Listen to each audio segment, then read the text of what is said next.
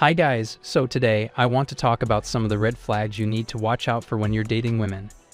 It takes some time to fine-tune your eye to catch these red flags, but once you do, you're not going to regret it. So I received an email from someone who used to work with me, and he shared his personal story about his past relationships and how taking the RP made him realize what he had been doing wrong all this time.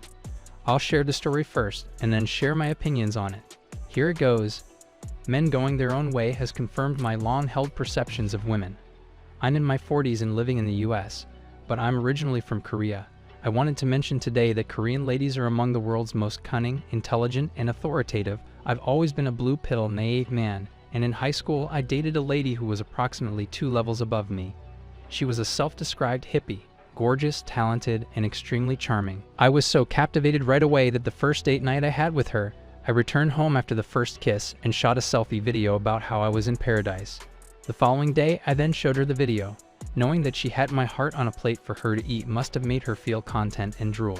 She broke up with me because she felt like being with her ex-boyfriend again over winter break, admitting to unintentionally hooking up with another guy at a party, and openly flirted and touched other males in front of me for the following 2 years. Despite everything, she was the one who had to end our relationship because I was too broken.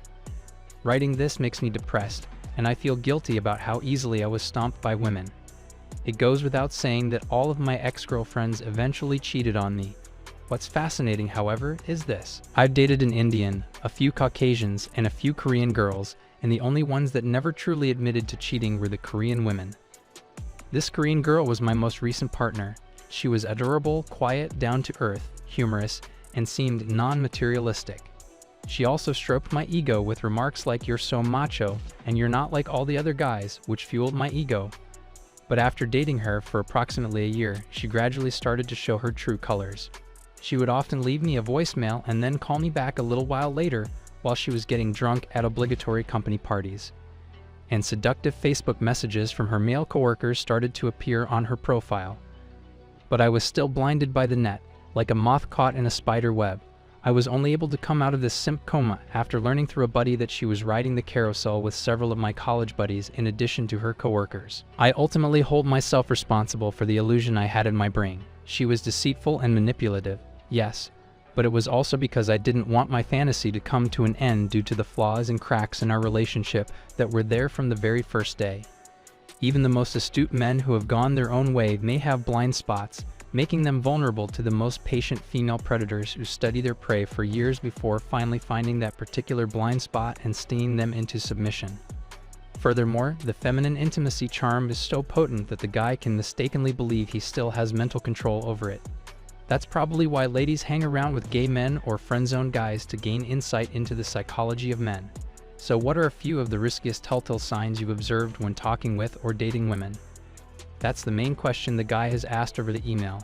This is what I think. Your ex's refusal to acknowledge infidelity serves as further evidence for me that Asian women are more cunning and adept at hiding their traces than Caucasian or Indian women. But when it comes to red flags, the crazy flag is undoubtedly the first.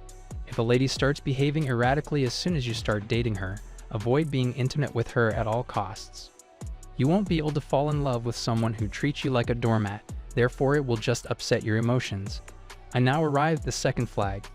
The lady will often start treating you like dog poop around a month or 2 into dating or a relationship since she knows you like her. She has to treat you nicely up to the point when you start to love her, but once she sees that you're trapped like a fish, she turns to treat you horribly. It can occasionally take more than a few months. I recall being informed of all the negative things I was doing and what I needed to improve about myself on a 1-year anniversary. You know, go to treatment, get me nicer presents, and bring some wine on Friday to my mother's place. I only had 2 significant relationships in my 15 years as an adult, so I didn't think that this kind of conduct was exclusive to women. However, another girlfriend took about 2.5 years before she began instructing me what to do. I assumed it was unique to the particular woman I was seeing. I've since dated 4 women, and I continue to see the same pattern of warning signs. The fact that many women in their 30s are so eager to become pregnant and are prepared to have an intimate relationship as soon as feasible with the guy is another warning sign I've observed. As they approach the later times of their reproductive years, they are searching for favorable genes. They frequently act irrationally, refuse to use condoms, and appear to be just interested in becoming pregnant. They don't give a damn about condoms, the pill, or highly contagious illnesses. That raises a red signal for me that you should essentially leave right now, since you are nothing more than a donor. A lady in her late 20s or early 30s with no money saved at all is another enormous red flag. If she doesn't have a financial plan, you will serve as her financial cushion. If doing so requires me to wed you or essentially become pregnant in order to receive alimony and child support, then so be it. They need help badly. So keep in mind that women in their late 20s and early 30s who are struggling financially realize that finding a guy to provide for them is their only shot at having a comfortable life. They need a guy for money if, by the time they are in their early to mid-30s, they haven't achieved success on their own. Never be that man. But if they have wealthy parents and a large fortune, I frequently discovered that they are basically prepared to treat you horribly when they first meet you because they don't really need you to essentially fall in love with them. No matter how wealthy she is or how well off her parents are, if she treats you rudely immediately away, leave as soon as you can. It doesn't matter how hot she is. Single mothers, women who can't maintain a relationship for more than 6 months, and women who have been married more than once are all obvious warning signs. The way she handles waitstaff at restaurants or on dates is another early warning sign. She has no regard and no decency if she treats people rudely and disrespectfully. These warning signs are simple to recognize. You should actually be on the lookout for the ladies who play mystifying roles. The really astute ladies are aware that being timid, meek, and subservient are the only ways a woman may essentially mask a red signal.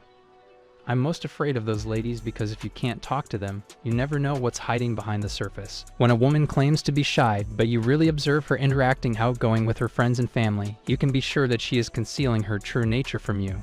Asking your friend whether she behaves differently around you is an excellent method to learn this. You essentially have an actress on your hands if they say yes. Ironically, this is both the finest and worst kind of woman to be in a relationship with, since you won't know what she's thinking until you're practically neck deep in it. Because she is hiding from you in plain sight, she understands how to be subservient and allow a guy to dominate her, but she also controls the relationship psychologically. That aptly sums up the partnership I had for over 10 years. There, my girlfriend was silent and kept her distance from me. Given that there wasn't really a connection there, to begin with, looking back, that was essentially the best relationship I've ever had. As you can see, this is another major red flag. There are several warning signs, such as stroking your ego. In the past, I would retaliate by insulting women who fed my ego. I didn't know why I was doing that back then, but now as I give it some thought, I realize that I was unconsciously attempting to shield myself from women's ego-enhancing praise. It's also a warning sign if a lady demands intimacy too soon. She rides the carousel plainly, and if she wants it before you do, either she doesn't value herself or she's attempting to emotionally lock you in as soon as possible. But considering how frequently she has done it in the past, is willing to let someone she hardly knows access to her body. Women are like roller coasters. The trip is brief, and there is frequently a clue. There are so many warning signs that I could practically spend the entire day listing them for you. However, the more dates you go on, the more of these warning signs you'll see in the future until you begin to believe that most women are liars and cheaters. They all employ the same methods. However, before getting hitched, men and women dated very few individuals. Therefore, most men, like myself, had no idea how women operated, so when a guy eventually receives divorce papers, he is, of course, utterly astonished. Males can only love or comprehend women. They cannot be both, as men have no prior knowledge of women. She never calls you and expects you to contact her constantly are two further red flags. Speaking with an ex-boyfriend typically indicates that she wants to rekindle her relationship with him, and you are only keeping the seat warm, like those Oscars attendees who fill the seats when a star needs to go to the toilet and are hustled away as soon as the celebrity returns. My current dating strategy involves writing down all the warning signs and keeping track of how frequently they occur. It's time to tear the connection and eject if their severity and frequency become intolerable. From then, it's just going to become worse quickly and crash, and disputes normally start when you start pointing out red flags to her. Once you are aware of the red flags, you can no longer fail to see them. So, at your own risk, memorize the facts I just said. If you want to date, I advise you to essentially leave as soon as you can. So these are all the hints and tips you need to know in order to avoid being stuck with someone you don't want to be with. That's it today, guys. Please like the video and subscribe to the channel. Until next time.